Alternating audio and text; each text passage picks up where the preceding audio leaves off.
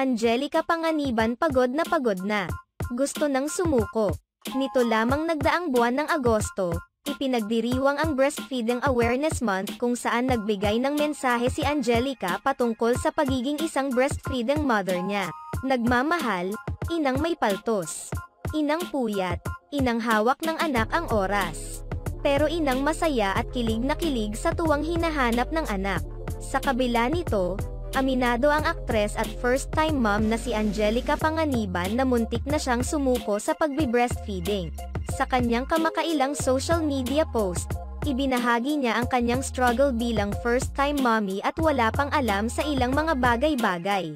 Kapag may nagtatanong sakin ano ang pinakamahirap na stage ng motherhood, mabilis kong nasa sagot. Breastfeeding, pahayag ni Angelica. Gayunpaman, masasabi rin naman umano niya na ito ang pinaka-fulfilling sa lahat. Aminado rin umano siya na ilang beses niya itong muntik na sakuan. Subalit, sa tuwing iniisip niya ang ibang inang kinakaya ang lahat ay tila lumalakas umano siya at nakakakuha ng inspirasyon. After a week of breastfeeding, muntik na ako sumuko. Iniisip ko na lang, kung kaya ng iba, kaya ko rin. Kaya naman salamat sa lahat ng ina na naging inspirasyon ko at lifeline ko.